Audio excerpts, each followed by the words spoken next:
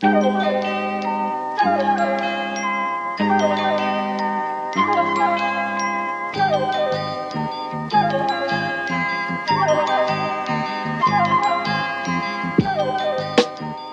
I was walking into the city today, the Square Mile, the city of London. The that classic medieval tax haven. You're off to do some finances. Well, I was off to drop off a PCR test because I just returned from my holiday. Oh, I had to do this also today. Yeah. But I did mine in Canning Town, much less glamorous. And I saw a sign that made me unbelievably furious. Oh, good. Which was, there was a little... Oysters, overrated, says local man. Worse, even. Just like, you know the little like ashtrays they put on poles, right? Ashtrays? Yeah. Yeah, well, yes, that's right. Welcome to the damn podcast. No, little ashtrays they put on poles. Yeah, right? on the lamppost. Like Yes, yeah. yes. And over that ashtray was a sign that said, "In the Square Mile, we bin our gum." Oh, that's I've seen that sign. That's before. an almost Bromley Borough Council level of like sort of hectoring. Heck, well, it's what I find sort of it's just like this.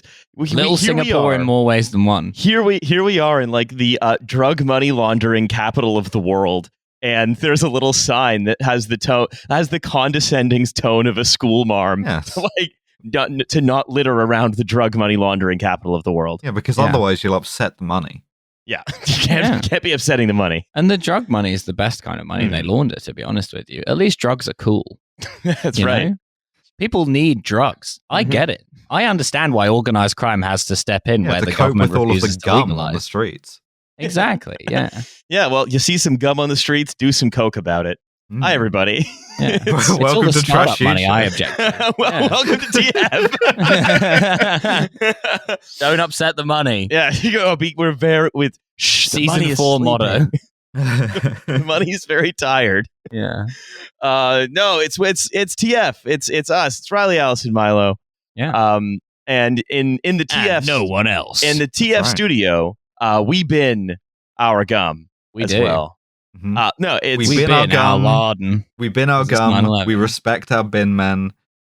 We cast our pod. we gum our bin men. In as this well. house, we believe love is love. Bin men are respected. Yeah. We bin our gum. That's right. Also, Bin lives matter. look, this is an important episode of TF because it's our annual tribute to 9/11. For all who celebrate. Yeah. For our annual tribute to 9/11. Yeah, we're recording this on September 11th, but it's coming out on the 9th of November. Yeah, that's right. So look, for our tribute to 9/11 this year, I want to talk about when I think Brendan O'Neill, because we did a Brendan the last bonus episode, but it didn't get captured on the recording. Yeah. But when Brendan O'Neill has... It didn't get captured on the recording. Apparently It was a room, Brendan. Oh, Yeah. fucking hell. but that Brendan O'Neill has lapped you in terms of the ludicrousness of what he says. Amazing. You have been outpaced by events. So, Milo, It happens so often. as the resident Brendan O'Neill whisperer on the show, I want to just know what's your take on Brendan O'Neill's article in Spiked that suggests that 9/11 was an early form of wokeness. I mean, all I can say is that Brendan O'Neill is the most talented writer of his generation. That's true. No one has his level of power. Only Trump can compare to Brendan's level of like chicanery. Only Brendan O'Neill could come up with like the snowflake Salafists, the trans Taliban.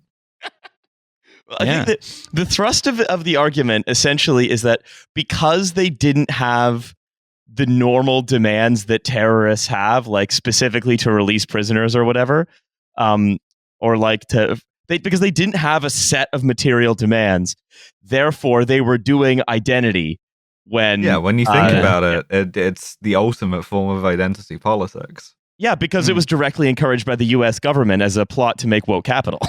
Yeah, that's right. Yeah, they wanted to, put rainbows on the police cars, so they had to do 9/11. That's right. They needed more police cars so they could get more rainbows on them. Yeah. And so they were like, well, we're going to need to like militarize law enforcement. That's going to require a huge amount of a sort of a political will to kind of and paranoia about the other. If we want to do the woke capital stuff. Yeah, George Bush wanted to turn the JP Morgan fund run gay. And that's why he had to do 9/11. Hate when I'm in my plane and it's been hijacked and I'm sitting back in my seat listening to the hijackers over the intercom and they start giving me their pronouns and I'm just like... Like, geez. They just about got everyone on the plane's pronouns before they had to hit the tower. I can't believe that they've turned 9/11 woke, I say, as the nose cone of the 747 begins to collide with the offices of Cantor Fitzgerald. Yeah. Awesome. It's so good. He's so great. He genuinely, he never ceases to impress me. This is the thing I think a lot of people have asked me about writing the Brendan O'Neill articles and how it's done. And the trick with Brendan is that you have to start off with like a fairly banal culture war premise, and then there has to be like a prestige, like a turn so powerful, so deranged that only Brendan could do it. And this is the perfect example. Well, and so I think we have a policy. We've had a policy for years of never reading a Brendan O'Neill article on the show. We're not going to read it as a segment. Apart from the ones that Brendan does come on and read for us. Well, because he reads them for us. We never read Brendan's words. No. Yeah, that's right. No. But I am going to read this now just because it's so you're fantastic. Betraying our like code of values that we all had carved onto that big stone. We got it really cheaply from outside Labour Party headquarters. Yeah, of course. Look, we have the same values. No, it's and this is directly something you could have written. Osama bin Laden's Extinction Rebellion style declarations. So good. So good. I think if Osama bin Laden was still alive, he might have become an Extinction Rebellion guy, he always talked about, like, he talked a lot about pollution because he didn't stop talking after he said, after he lied and said Al Qaeda did 9/11. He didn't stop talking. And he talked a lot about environmental issues and stuff. I could imagine, like, just in the way that, like, everyone probably, like, their politics soften, a bit as they get older. I can imagine, like, Osama bin Laden just becoming, like, a lib in his old age. That famous Churchillian phrase, if you're not a member of Al Qaeda when you're under 30, you have no heart. But if you're not a member of the CIA after 30, you have no brain. Then you're the same. Then it's still the same person. And Osama bin Laden was both, so he really did. Exactly. No, it's I like the idea that the biggest problem with bin Laden doing the environmental statements is like, his father is so huge in construction. What a big hypocrite. So he says, bin Laden's XR-style declarations, his imbibing of woke fears for the future of the planet, initially appeared incongruous. Woke fears for the future of the planet. Oh, guys, I just heard that if the human race goes extinct, there won't be any pronouns anymore. He kills thousands of people, then worries about the deaths of thousands of people in a future climate catastrophe. The exact same number, in fact, making him a hypocrite. And yet the fact that Al Qaeda was an environmentalist outfit as well as an Islamist one makes sense. I don't think those things were related. I don't think part of the deal of 9/11 was them being like, this is how we're going to prevent climate change. In common with global movements such as... they were disrupting air travel. And to be fair, think of how many tons of CO2 that took out of the sky. And to be fair, also making an agency-connected Deutsche Bank subsidiary very rich from shorting airline stock immediately beforehand. They have made air travel extremely annoying. If I have to say something against Al Qaeda, which I don't like to do, is that their legacy has been to make air travel extremely annoying. And also, you can't, unfortunately, check into any of those trades because all those servers were in Building 7. Nightmare. Rats. Yeah. No, it says, and in terms of content, the temptation of the green outlook to bin Laden seems to clearly have lied in what environmentalism facilitates, an expression of disdain for contemporary society. So basically, it's like, everyone is basically Al Qaeda. It's like a horseshoe theory, but from the spiked guys, where everything that's not them is Islamo-fascist communism, and it's Al-Qaeda, and it's Hitler, and it's Stalin. They're all holding hands. Yeah. And Brendan O'Neill stands foursquare against the darkness. That's a fucking Ben Garrison cartoon I want to see. Yeah, come on, Ben. Hitler, Gaddafi, Bin Laden, all just like doing a little like ring around the pink-haired Antifa dance. guy. Yeah. Awesome. Absolutely. That's so cool. Anyway, I read this. Anna So Gatsby, happy. all of them, all together. Caitlyn Jenner. Just Nanette was 9/11. Caitlyn Jenner 9/11 that guy with her car. Yeah, that's right. It's Keir Starmer 9/11 that delivered. It's all 9/11. Everything's Al Qaeda. Yeah. God. Just Geronimo the alpaca for some reason. And truly, what better way to celebrate the 20th anniversary of 9/11 than to do the opposite of the Baudrillard thing of like 9/11 never happened. It wasn't a real event. The only thing was like grand mythological narratives, is to be like, no, everything is 9/11. There is only 9/11. Thousands of 9/11s every day from now until the day you die. I think if I could being John Malkovich into anyone, it would be Brendan O'Neill. I want to. You want a psychonaut inside his brain, yeah. 100%, absolutely. But Magic School Bus tour of the inside of Brendan O'Neill's brain. Before we do that, I want the two of you to tell me, what do you think Formative does? 9/11? It's a company that legally it is not a company that does 9/11. That would be an amazing court case. Us just contending that we have right to discovery on that. Yeah. Like, can they prove they don't do 9/11? Let's see your fucking emails, dude. Formative versus Adult Baby Burping Services Limited in the High Court. Yeah, great. Lord Sumption, it is our reasonable belief that this company has done 9/11 at least 4 times. Okay, so the first guess is, what does Formative do? 9/11. Yeah, they do 9/11. Doing 9/11s. I just love. I found her walking out onto like a TED stage, being like, for thousands of years, humanity has had to suffer through analog 9/11s. Yeah, that's right. Well, I mean, this is basically what Osama bin Laden was. He was like a terrorist venture capitalist. Yeah, which is cool. So that means now they'd have to do it with less hijackers because of, like, Japanese management philosophy. Yeah, so just-in-time 9/11. Yeah. Where do you think you get an ISIS KP from? First round funding is nothing to laugh about. Okay, so they certainly had some seed investors, ISIS. Let's put it that way. The same people that were the investors in the Mujahideen, oddly enough. It's like, and also weirdly, a lot of people probably gave a lot of money to fucking SoftBank. That's strange. Wait a minute, everything is 9/11. Yes. Yeah. It's all the same people. It's all 9/11. He was right again. God damn it, Brendan, you were right, just not in the way you expected. ISIS probably one of the more successful startups funded by Saudi money. I see a new stand-up bit sort of developing in front of me. No, Formative, Milo, what do you think it does other than 9/11? Is it, or like, do you just have 9/11 on the brain? Is it like an app that raises your children for you? No. Okay, well, if the name doesn't help, then maybe their statement of values will. Great. Is it carved on a big stone? I wish it would be. No, it was screamed to passengers over an intercom moments before.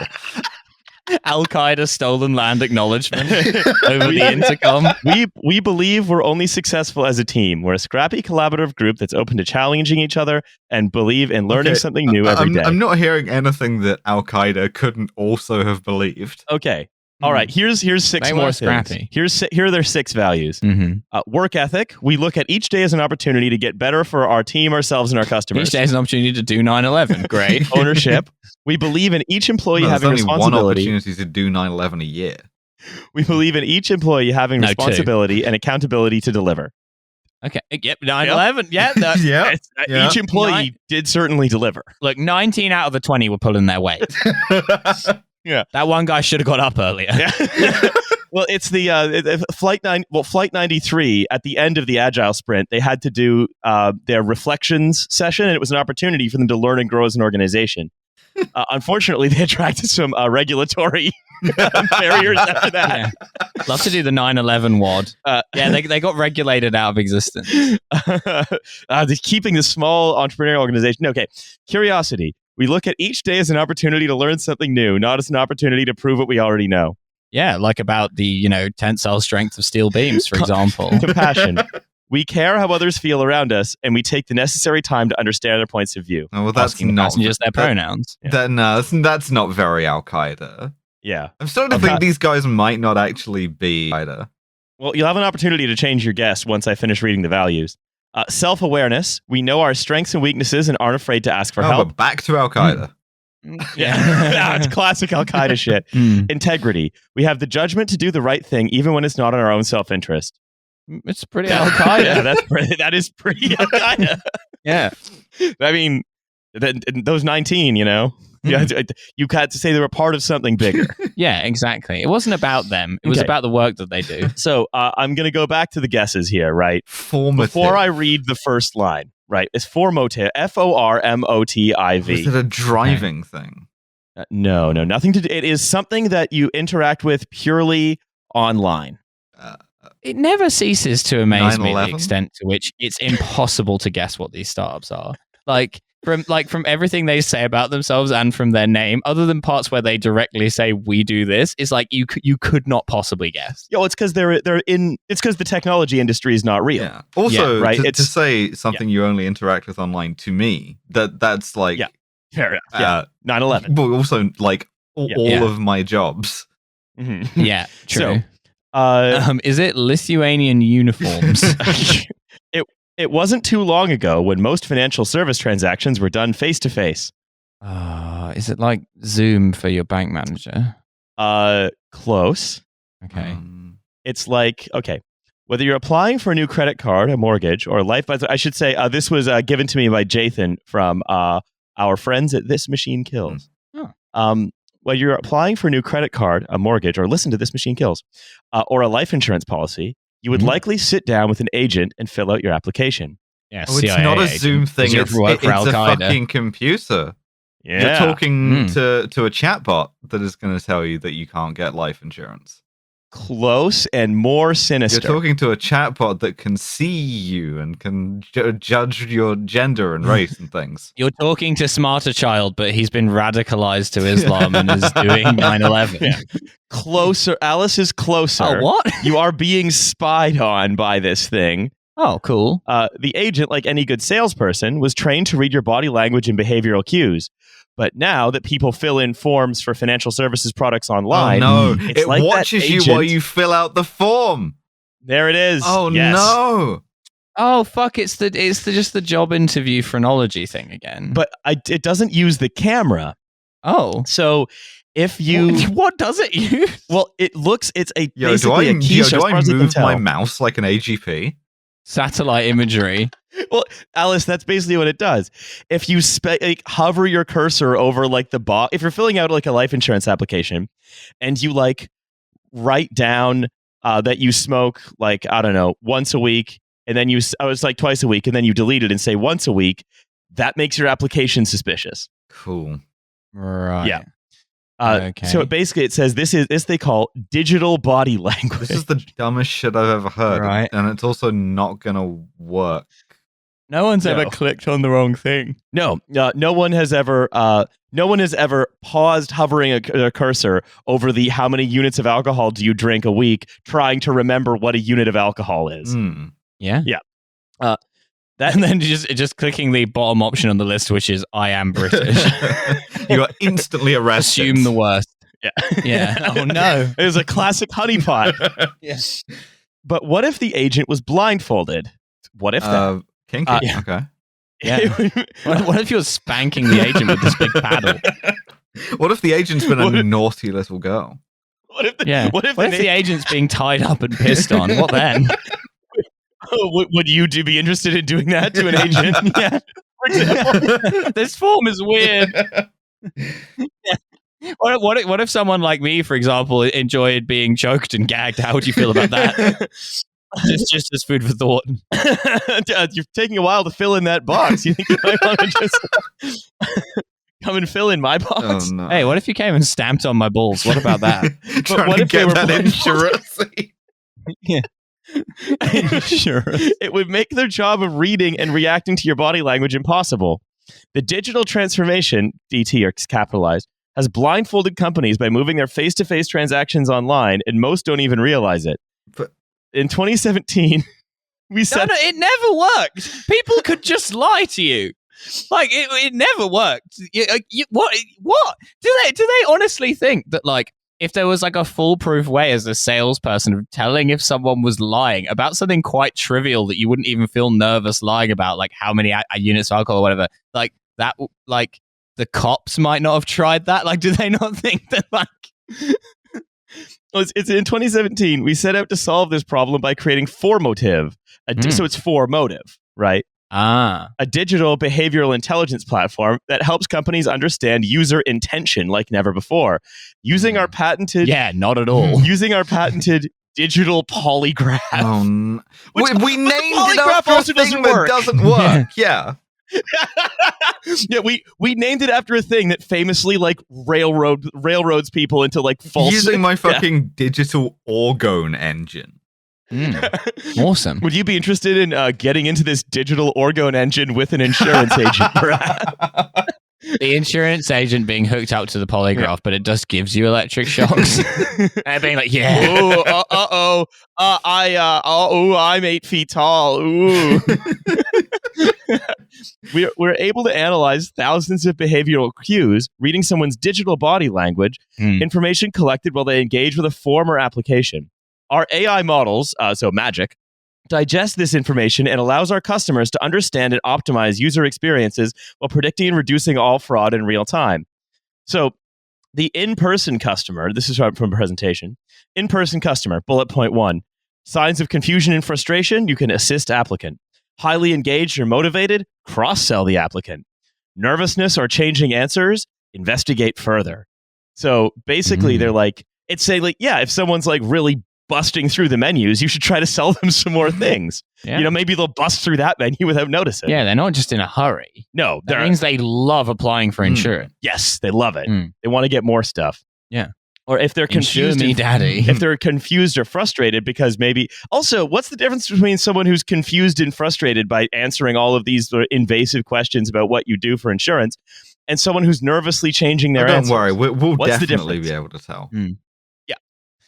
So the new digital customer we've the same trained thing. it on the sort of like mental corpus of 500 of America's like most impulsive and densest cops. Interestingly, every time I try to buy insurance, my computer just shoots a dog. It's weird. Very weird. I tried to buy insurance, and then Steven Seagal busted down my house with a tank and ran over my dog. I was trying to buy pet insurance. Yeah. I was unfortunately too late. Yet again. Curse you, Formative. You've 9/11'd my house with Steven Seagal. The new digital customer, and then there's a picture. Do you think Steven Seagal driving that MRAP through the wall full of dogs was like dog 9/11? Yeah. Yeah. I think that was dog 9/11. Never forget. Meaning Steven Seagal is dog Al-Qaeda. Yeah. I mean, I actually saw a 2016 Steven Seagal movie set in Srebrenica, which was supposed to stand in for New York, called Dog 9/11. Dog 9/11. I know that I really get along with my girlfriend's father because when we were on sort of holiday with me and their family in early July, we stayed up. Yes, when we were on holiday in like August of 2001, planting a series of bombs around the foundations. Yeah, when we were flying with John Ashcroft on holiday between July and October 2001, when he oddly switched to flying exclusively private for some reason before going back to flying commercial, which he had done in the past. Weird how that happened, huh? It is weird how that happened. Yeah, we watched a lot of late period Steven Seagal movies. It was nice. But no, here's how they talk about the new digital customer. Signs of confusion or frustration, unknown. Highly motivated, engaged, unknown. Nervousness or changing answers, unknown. And then they have a little image of a guy in a hoodie at a laptop, which means hack. Wow. Oh, yeah. Getting a hug from David Cameron. So, basically, we people on our team have watched the movie Hackers and taken notes. Formative predictive risk scoring helps underwriters determine which applications they can see whether the text is being entered in elite speak or not. So you can set. So one of the things you can do, for example, is basically like you plug this bit of script into your form, right? And then a little dashboard appears on like whoever's sort of doing like compliance or whatever for this. And then like they'll get alerts when certain behaviors occur, like if a user changes an answer on a form after receiving an insurance quote, which always means you're lying. Yeah, of course. Yeah. And for example, it eliminates costly medical non-disclosure or tobacco usage non-disclosure with real-time risk signals. So it can tell if you smoke based on how you click around a form. What if I'm trying to decide whether I'm going to smoke or not, depending on what the insurance form spits out? I've got the cigarettes sat on the table. I'm like, right, do I want to do this or not? I want to see what the options are. Like the insurance like applications for this are relatively less evil. The problem is, I think, the inevitable creep out of things like, are you just like lying to your insurance company? Which of course you are, and you should. But like into other things, given how many forms we all fill out online now. What about the forms I fill out for my wife? Exactly. Well, you know what it is? It's basically you click, I really hate having to write this, and then you click, of course I still love you, and she gets a little like notification. It's the in a world of extremely high stakes form filling, which is a lot of how you interact with the state. Star Wars opening crawl text. But I like that. That's I think you're sort of have it bang on, Alice, right? Which is that basically what we've done is we're trying to divine because we just imagine, again, these sort of perfect like liberal agents who are sort of utility maximizers and who just like to sort of give and receive information freely, blah, blah, blah. And you're trying to and fucking in the online information marketplace.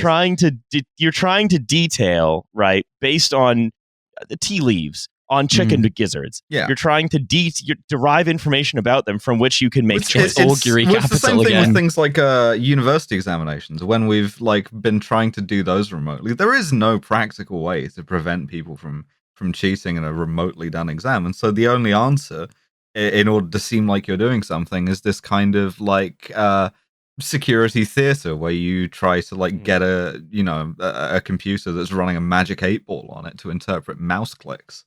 And the thing is, right, it's more than just security theater, though, or just like, well, actually, it's not more than security theater, because I think that there's security theater isn't just fake security.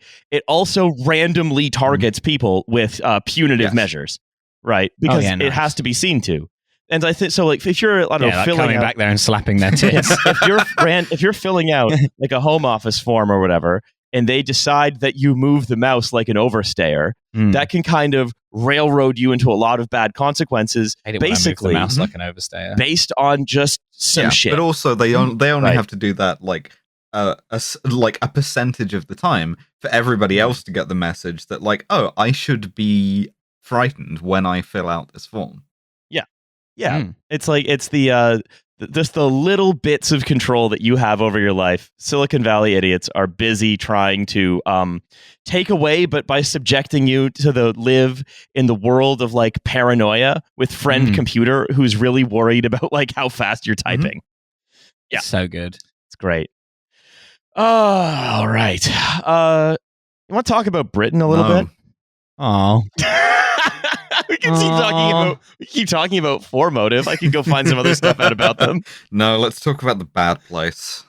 Yeah.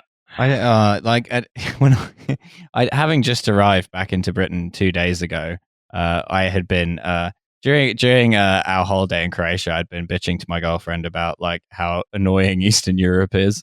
And then when we got back, as soon as we landed at Britain, there was like a parade of border force guys trying to look hard at the customs thing with their little handcuffs, and they all had like black gloves on, like rubbing their knuckles, like looking at you go through. And I was like, you know what? I take back everything I said about Eastern Europe. Look at these fucking cunts. I forgot how terrible this country is. Like, wannabe cops. What's worse than being a wannabe? Imagine joining the fucking border force. Like, you're too pussy to even be a fucking cop. You're going to be the suitcase cops.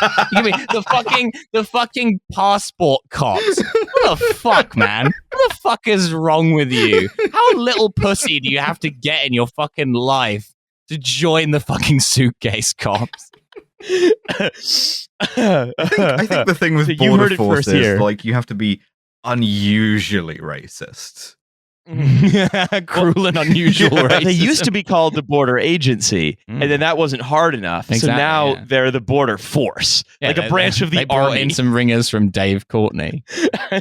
Yeah, the bouncers. We need people with flat noses. Oh, you're not coming in those shoes.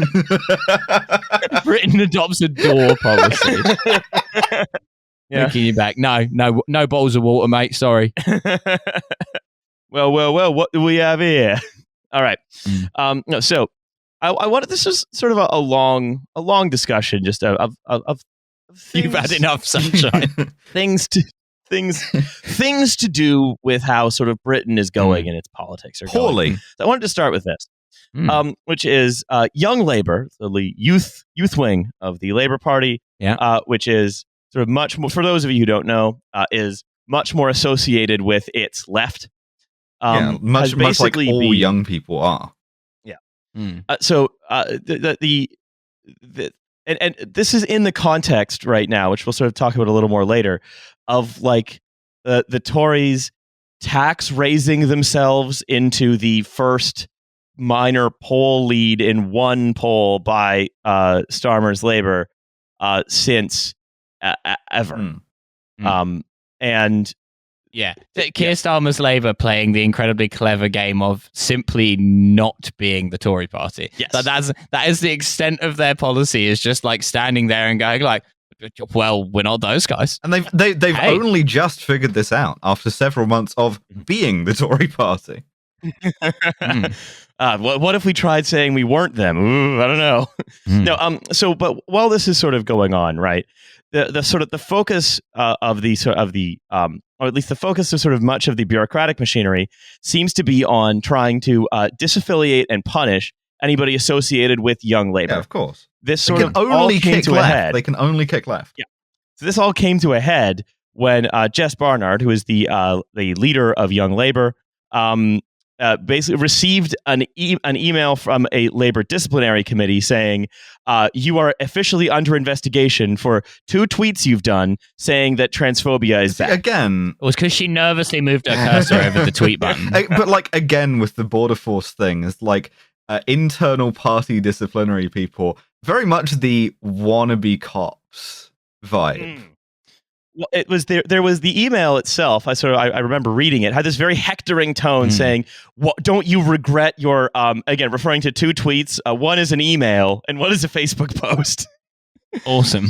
Yeah. So clearly, but these are also very old, right? So someone from Labour, the Politburo, has essentially gone through her tweets from years ago, identified 2 that were critical of TERFs, and then said, "You're going to be under investigation for disciplinary processes now. Don't you regret this?" As though talking to a sort of stroppy child. In the Labour Party, we endorse our transphobia.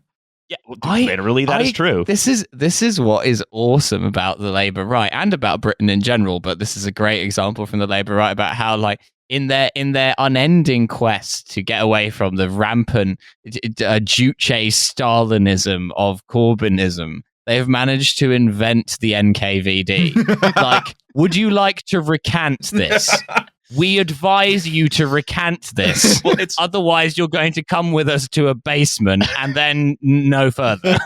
Well, it's what they've done is it's basically like, what if Beria was a double-digit IQ pussy, more or less, who's like really sort of who's got basically wants to like turn the immense power of the Labour Party's disciplinary board into a place he can sort of prosecute his moronic grievances. And this happened the same morning that a Labour MP for Canterbury, Rosie Duffield, decided to log the fuck on and post several spicy tweets, essentially along the lines of, "I support trans people's rights to live as they choose, except to use any female facilities, including toilets, prisons." No, but they can't take you to prison. Yeah. Fuck. Shit. They made the prisons too woke.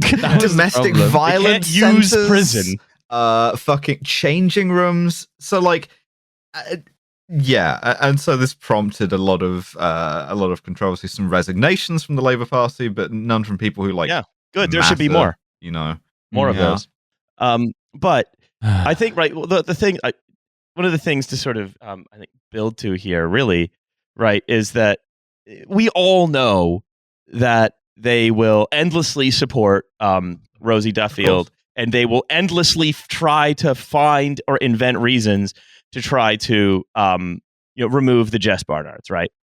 That's part and parcel of who they are. Oh, because that's what doing politics is. And what I found, and the other thing that this is also sort of regarding Young Labor, is you might remember a couple weeks ago, is that Young Labor was putting on some like pro-Palestinian events at conference which is coming up, and basically Oliver Cam, a Times journalist, insinuated that by sort of calling for that.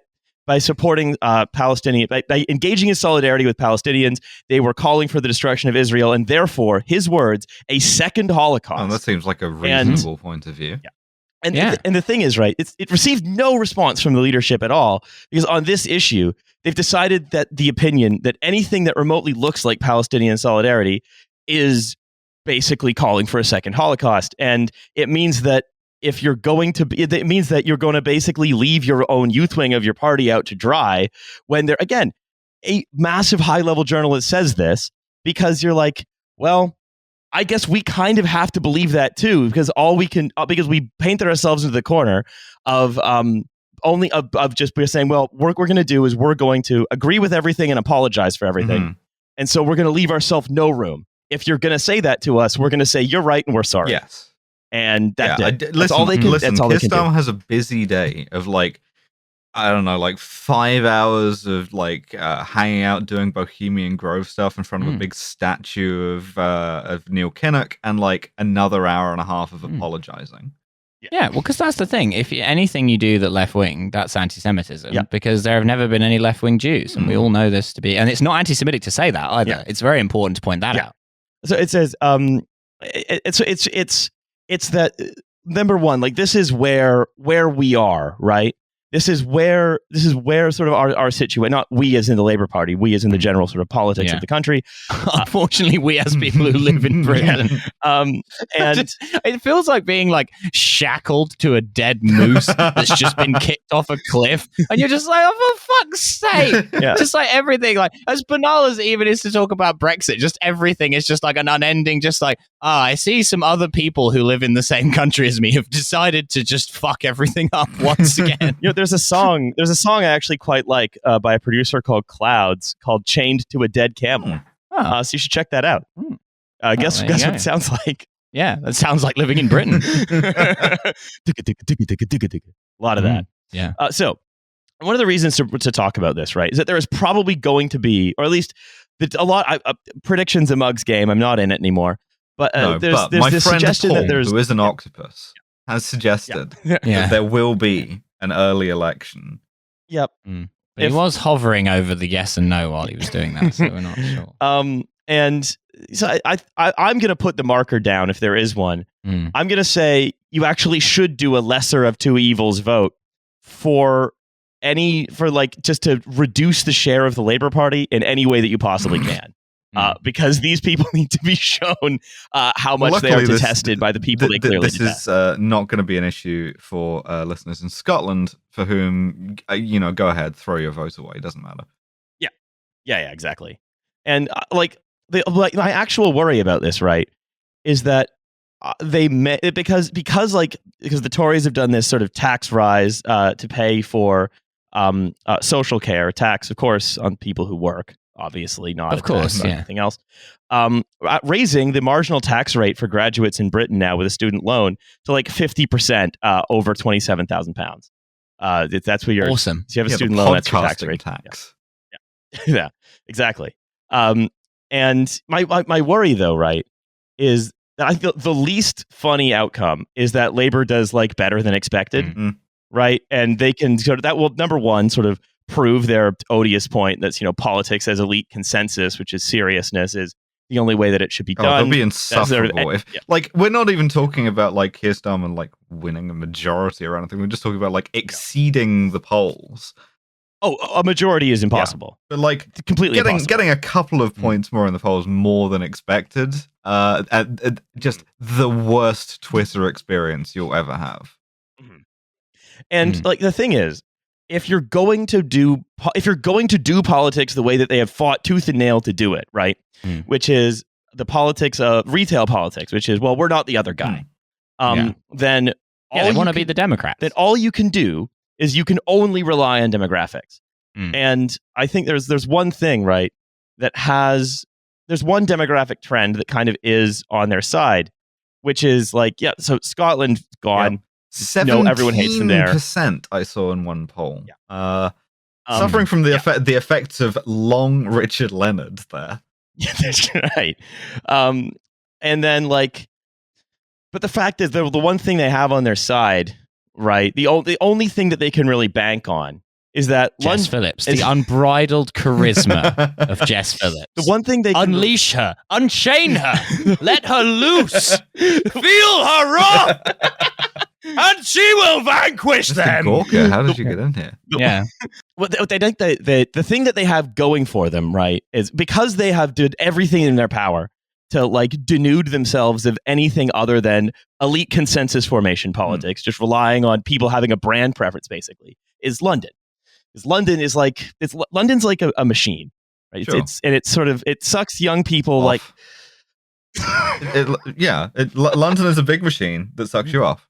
It's like Le Corbusier, a house is a machine for living, London is a machine for sucking you off. It's just young people from around the country just coming and just docking into the M25. just all and then all that all flows into Westminster. Having sex with a woman and coming to make a new. I'm in London right now to make a new David Cameron. Getting sucked off by a stogie. The entire country getting sucked off by London. Yes. Yeah, I think you could make a little guitars. I've heard the little sticker that says "This machine kills fascists." You want to guitars have that? You want a sticker that says "This machine sucks you off"? I would love that sticker. I mean, and then have it on your guitar. I do see one benefit to this, which is I think a sticker that says "This machine sucks you off" is funny to put on almost any machine of any size. Yeah. Coffee maker. Funny. Yeah, hilarious. Wood chipper. The recorder. The recorder. The mixing deck I'm looking at right now. Hilarious. A computer. Combine harvester. Hilarious. A camera. Hilarious. It's like someone. I did a tweet the other week where someone posted a viral photo of that their parents had taped Diana's funeral, and it had said "Do not tape over." And then someone replied to my tweet about it and was like, how many times do you reckon they've watched this since they recorded it? Any number is funny. Anything from 0 to infinity is funny answer. But it gets funnier if the VCR has a little sticker on it that says, "This machine sucks you off." Yeah, a bumper sticker on your car. On the car that Diana died in. This Fiat TV Uno sucks you off. Yeah, off this mortal coil. That's right. Getting sucked off this mortal coil. I had a point before we started talking it was that we should machine make and distribute and sell little stickers that say "This machine sucks you off." Yeah, exactly. That's the new TF merch. It's just a T-shirt that says "This machine sucks you off." It literally could be. We stickers cost nothing. We could make those. Yeah. Mm. Oh God. Okay. Free with every new Trashfuture T-shirt, a sticker that says "This machine sucks you off." Yes, that would be send us your photos of machines you have stuck. Your sticker that says. We could get those ones that the film ones that stick on car windows. Ooh. Yeah. I want something with a really strong adhesive that you can just fucking slap onto anything. I want to see one on the side of a boat. I want to see one on the side of a tank. Perfect. I put it on a bus. Oh yeah, no. Yeah. But what's the one thing you can't put it on a build? I can't believe I had a point here. It was about how funny it would be to have a really a variety of differently sized stickers saying "This machine will suck you off." It said London is a machine that sucks young people from around the country out of towns throughout the country and spits them out into the southeast. Oh, it doesn't. Yeah. It doesn't fucking swallow. Rude. Which is basically like that. There are kind of some demographic trends that are in the favor of a. If your politics is going to do that, then basically what you have to do is just sit there as quietly as possible and wait for this great demographic shift to happen in the southeast. That same reason why the sort of latest cohort of red wall Tory MPs are all such fucking idiots is because neither party has bothered cultivating anybody there.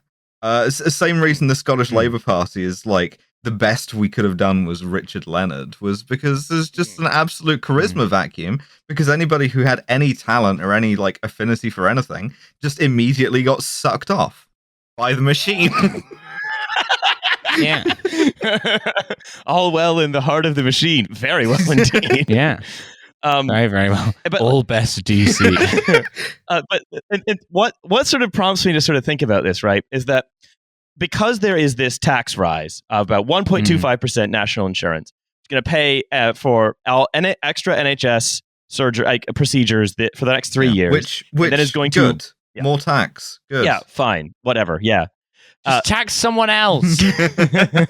I do not mind paying more tax.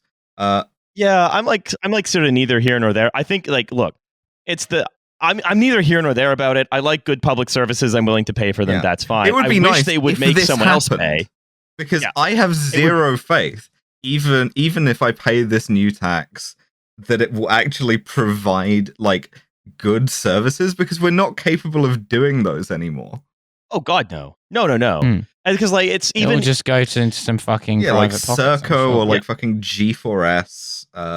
Yeah. Well, it's just to do a little bit of detail of what's going on here, especially for our American listeners, is that NHS, as you know, funded all this, and then social care is like if you have dementia, or if you need home care and so on. It's so wildly residualized that basically like you can get free social care from your council if you have like assets of a quid, more or less. Yeah. That's more or less it. Like you mostly can't get it. And so the government has basically said, okay, we're going to cap lifetime social care spending at like £85,000. And then once you spend over that, then the government will sort of step in and pay for the rest of it until the end of your life, or until you don't need social care anymore. And much of what this has meant, right, is that this has led to like huge catastrophes for the NHS, because basically like the sort of broad social service provider of last resort is the NHS, and like they can't release someone out of a bed if they don't have a reasonably good place to go. And so the NHS instead of being a medical service provider, just ends up being this sort of big net that does sort of lots of different things. Yeah, which is partly by design, because on a theoretical basis, a lot of these people want it to fail. Yeah, and so they're basically right. And so that's where we are, right? So this is going to have not a care service necessarily, but the state will step in and sort of pay for it. And but Riley, you hear me say, as leftists, we love the state doing stuff. This is a left-wing project, surely. Boris Johnson is now a Marxist, isn't that the case? Well, just the problem. This is absolutely the case, where such incredible sort of brain spurts, such as Matthew Paris, have basically said, Britain has now taken a sharp turn to the left under Boris. It says the Corbynite dream of a big state and worker power is coming true, while the right's global Britain has stalled. Socialism is when the government does things, and the more things it does, the more socialism it is. And it doesn't matter, right, that like these are the same people who are going to plunge like thousands, if not thousands and thousands and thousands of families into poverty by just cutting universal credit. These are also the people who are like, they're capping social care costs. But then, like, still, when they start paying for it, they're probably going to be paying, as you said, Alice, like Richard Branson. Yeah, and also not like, to be like, poor graduates with student loans to pay back. Us. Only the top 1% should ever have to pay tax ever. Although it's quite fun to say that. It's also the case that like part of the reason why all of that, fucking student debt accrues in the first place is because of fucking tuition fees. And also, having crashed the economy, nobody can get a job unless it's podcasting. That's right.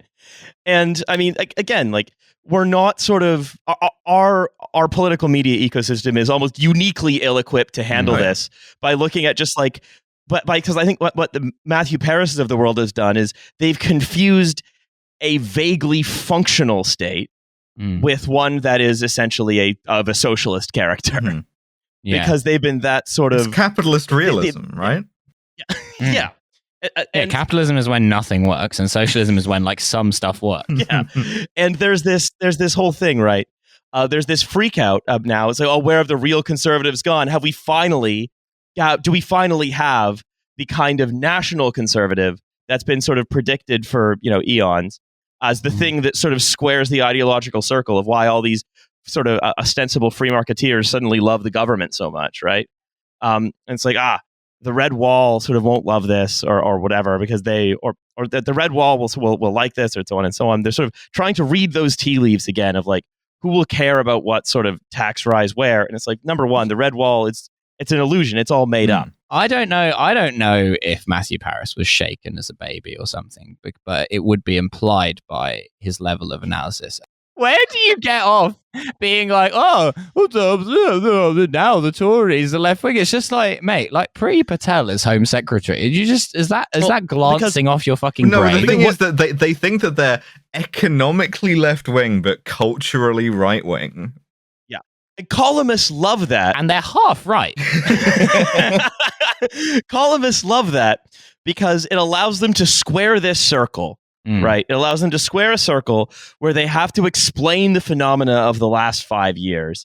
And they want to sort of do that by without sort of updating any of their priors. And broadly, the phenomena of the last 5 years are capitalism collapsing to such an extent that occasionally the state has to do the bare minimum.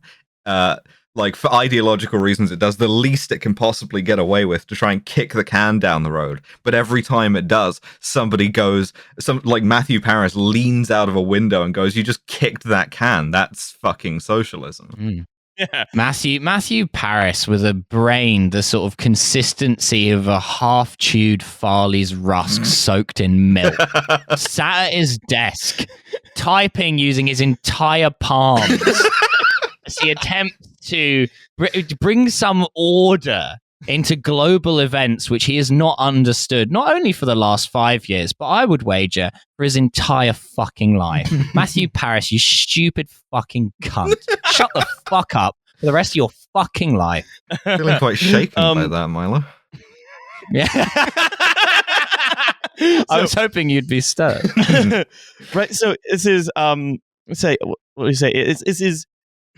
it's that they need to square this circle because they have this conception of what politics is, which is, well, politics is when people do things, right? This is just people sort of inventing programs, then executing them. There's sort of no broader view, say, of why things are the way they are. They just sort of take them as read and then try to explain them by sort of looking at personalities. And that's how you get to sort of the attempts to like try to divine this sort of Workington man. It's also the same thing that like liberals do with like, is this credit card my friend kind of thing.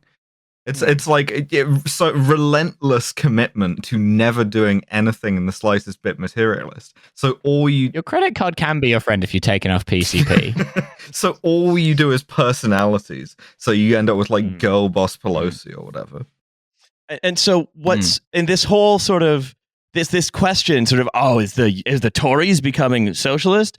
It's that, well, what we really have now is we've got like, we're paying sort of like, we're increasingly, right? Yeah, we are paying like European level taxes for American style public services. It's the worst of both worlds. Yeah. Delicious. Yeah. That's a compromise, baby. And I mean, again, in responding to this, when he's not busy sort of, trying to like disaffiliate young labor from labor, the labor right via Starmer has said, well, he's going to oppose the tax rise because it's on working people. He thinks that the money should come from wealth and so on, which is great, fine. Yeah, that is probably, if we were asking this very narrow question of how should this be done, this is probably what I would agree with. But then now Starmer's coming out and saying we should have a wealth tax, but there's no program that it fits into. He's never said anything like that before. No, because he's not a program guy. Like, not even at the sort of Miliband level of carving a bunch of shit onto a rock. Like, this is fully like just a triumph of labor factionalism and right factionalism. So of course they don't have a plan. Of course they don't have a program, because that's sort of inimical to their whole project, which was Corbyn out, salt the earth, raze every building to the ground, and at any cost, the left has to be beaten back down. Interior focus group room day. Keir Starmer's earpiece is buzzing. Keir, everything you've said so far is losing them. You're crashing in the polls. You've got to do something. Keir Starmer, you can see the cocks whirring in his mind. He's had a flash of brilliance. He turns the chair backwards. He sits down. He looks Baz Gaz directly in the eye and says, I don't welcome what the Prime Minister has said. Landslide, 600 seat victory. shot of Jon Snow coming as the entire board turns red on election night. That's like Jeremy Vine is swung off of his feet.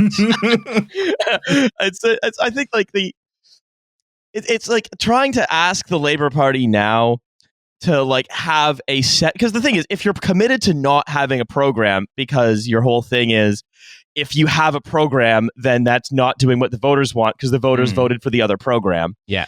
You've got to be the Tories because that's what they want. If your politics is to never do that, then when the Tories fuck up, which they do because they hate governing, right? And do something sort of unpopular, then you have zero things to. It's like the Romans trying to appoint a mayor of Rome after a mayor of Carthage after the Punic Wars. It's also like Carthage is now burned and salted. Why bother having a mayor? Well, the good news is this is a very long, cycle, right? Time is a flat circle. So eventually, at some point, the Labour Party may end up back in government. Because of the machine. London. Yes, because they finally bring back Tony Blair. Blair. They invented the machine that sucks off young people from around the country. Yes, which of course would be tremendously popular. No, at some point, there may be another Labour government. It may well be a right-wing Labour government, and sort of again with. Like it'll be Blairism again, which is part of what the Labour Party sort of institutionally has believed itself to be for, is to wait for the Tories to fuck up for the 1,000th time, and for that to be enough to like coast over into government, and then use all of that sort of like goodwill that you've accumulated in order to start a multi-generational foreign policy disaster that alienates all of your voters. Are you suggesting that Britain unwisely entering into the European rate mechanism caused the Iraq War? Yes. I'm also suggesting that Prime Minister Starmer is going to get us to occupy fucking Zambia or somewhere, just for old time's sake. Yeah. Well, because it's like Keir Starmer in a pith helmet. Yeah. Well, I think it's like they love it. They love that shit. Even in government for like fucking 15 years, they tried their absolute hardest to incinerate every last piece of their own credibility. And I think it's the like other prestiging, thing, right? You like level up to the maximum, and then you got to like start over in order to get those gold weapon skins. Well, I think the other thing, right, is that one thing that is sort of unsurprising is that you know what they're not talking about, right? They're sort of, the Tories do something and he responds generally supportively, but in this case sort of critically. What no one seems to be doing is talking about the fact that shortages, because I know we've talked about that recently, but I think it's important to basically be thinking about that all the time. Worse. No one seems to be doing that. I told you it would get worse, and it got worse. Yeah. That should have listened to Uncle Trashfuture. Right. But your Uncle Trashfuture, who has an HGV license but refuses to drive. Yeah. Well, it's that I do something about the nonsense. The Food and Drink Federation boss, and the Food and Drink Federation, by the way, a literal trade body for food and drink, like grocery stores. They're from the Phantom Menace. Those guys. Yeah. Those guys. It basically said, "Yep, the UK is now going to experience permanent shortages." Oh. And I mean, the thing is, I think this should be taken to the. Sorry, did you just use the word permanent? Yes. Oh, well, that's not a good kind of shortage. No, we'd prefer a transitory one, I think. That's a bad. Hang on, what was that about a trans shortage? Yeah, there's not enough of them. Yeah, that's right. Keeping them all in Europe. So and I get this lorry full of pussies stuck in LA. Anything that the Food and Drink Federation, anything that the Food and Drink Federation boss says about his own industry as a lobbyist for industry, basically, should be taken with an enormous grain of salt. Because I think what he's doing is basically sort of campaigning, trying to scare people into making the government, trying to scare the government into like doing like Elizabethan press gangs, but for HGV drivers. Yeah. You know, there's a sense, I think, in which like, because they don't want to pay lorry drivers more, they will do anything in their power to not pay lorry drivers more. Anything. Yeah, and the government doesn't want to tax them less. So that's the battle of wills. Exactly. But nevertheless, right, like the fact is, like, the shortages are happening and are getting worse.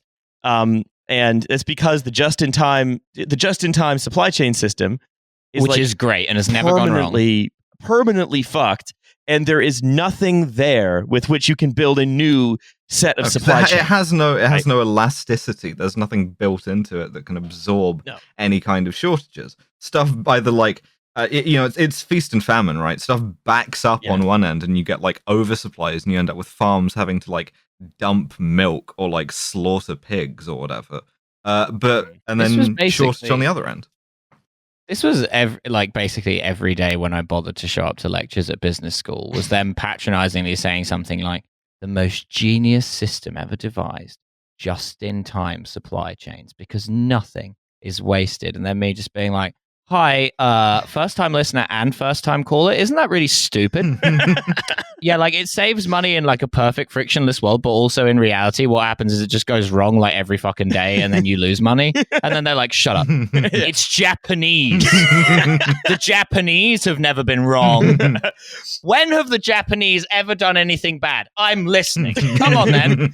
4 hours later. Okay, but apart from that. Well, it's the partly right. We've talked about this when we had our episode with Alex Skaggs on Just in Time, right? Where like it doesn't just mean do less, but Western businesses sure have interpreted it that way. But when you kind of down tools the entire supply chain except for like two guys so it's cheaper, there's like it's very hard to like rebuild post-world, because it's post-World War II that most of the infrastructure gets done, because everything is very mobilized still. And you can do that. Or same thing with the New Deal. It was a political response to something sort of to a massive economic crisis. Like any kind of holistic response, because what we're seeing is like the problem, as we've identified, what this Food and Drink Federation guy said is that like the UK shopper and consumer could have previously expected any product they want to be on the shelf or in the restaurant all the time, and that's going to be over, and it's not coming back. That's, that makes sense, right? Same thing with like, you're not going to be able in a reasonable society to be able to buy and have delivered, your, I don't know, ship's anchor or box of sex dildos or whatever the next day. Oh, not the sex dildos. They're going to be stuck with regular dildos? Yeah, that's right. Yeah, that's right. But like, we're not replacing the sort of demise of that unsustainable system with a sustainable system. Where, for instance, you could get, fewer things, but like more sustainably, or it takes longer. Instead, what we're getting is another unsustainable system that's worse and less predictable. So if I could sort of try to, by way of sort of summarizing, right, I think what we're sort of ending up with is sort of European levels of taxation, American levels of public service provision, and Soviet levels of like product choice. Great. Awesome. Yeah, and like 1945 Germany levels of product delivery. Yeah, great. Oh, I hate this fucking country so much. It's such a joke. It's just so fucking stupid. Well, it's just every day I wake up in this country and I'm just like, what now? So, what fucking now? Like, America is like crueler and like more like, it's a higher stakes thing, and it's like it's more fucked in lots of ways, but at least it's not as much of a fucking joke. You know what I mean? Like every day in Britain, it's like, oh yeah, we've run out of Marmite because my cousin Johnny, who was fed carnation milk as a baby and only has like half a brain full of black water, like a fucking Habsburg, got put in charge of all of the lorry drivers for some reason and decided to pay them in peanuts. No, not metaphorically, actual peanuts. And now just like, yeah, there's no stuff. Sorry. Yeah. Well, it's season 4, baby. Britain isn't real. Yeah, it's that if the thinking about the long arc of sort of season 3 to season 4, season 1 and 2 didn't have arcs. We were still figuring out what it was we did. Yeah. But that now that this is a premium quality podcast, now that this is the TF executive experience, that's right. You're all in the lounge with us. No, none of these people are in the lounge. Oh, okay. The lounge is something we talk about with guests off. No, we don't talk about off mic. We talk about it on mic. Yeah. None of you are in the lounge, but we're in it off mic. Yeah. No. So that much of the kind of way that that sort of like productivity was handled, right, was through storytelling, was fiction. Because that's, for example, that a lot of what credit is you're telling a story about what you're going to do in the future.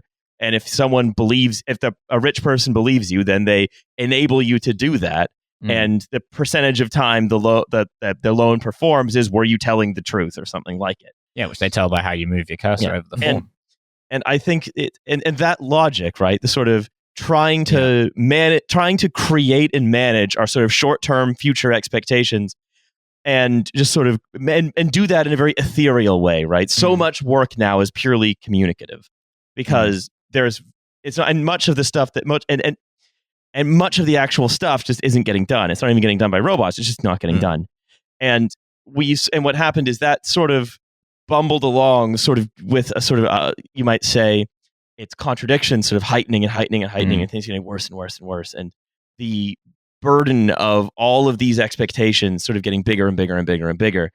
And the last sort of 2 years has been the undoing of all of that. I mean, the great and powerful laws has been revealed, and it turns out that none of this really was ever functional. The buttons were never connected to anything. The steering wheel was never, the phone was never plugged in. Right? Yeah. That's why whenever I picked it up, it just went moo. Yeah. And like on some level, like the individual causes of the shortages don't matter, right? Like, because it could have been anything. It was going to happen sooner or later because it's a very like, insecure system. But there was one thing that I wanted to pull out, which is that like, aside from the obvious reasons why this supply crisis might have happened, like Brexit, COVID, tax, there was one other. Supermarket 9/11. There was one other one. British people are unpleasant to work for. This is genuinely not a joke. I found a Financial Times interview where they interviewed a lot of like HGV drivers who had worked in the UK and decided not to again. And I'd like to like read 3 short paragraphs from this for you. Please do, Alice. Please do. Gabor said that the shortage of drivers and problems trying to find a flight back to Hungary because of pandemic restrictions effectively meant his final shift in the UK lasted 3 months with only the mandatory minimum breaks. He was never off work for more than 45 hours. At the height of the pandemic, that meant his lorry's cab was his home. The final straw came when a policeman ordered him back into his truck, citing lockdown restrictions.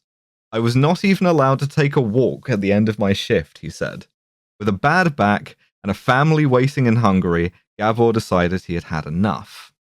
And they talked to another guy. They bullied us while drivers kept coming, Kovac said. Now they are begging us. I will never go back.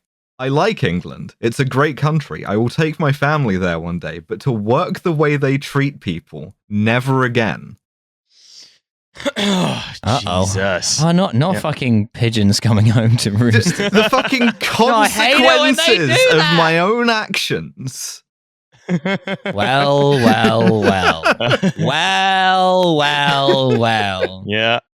The woke Eastern European lorry drivers committing 9/11 on the treats of the British merely people. For being routinely disrespected and humiliated in atrocious working conditions.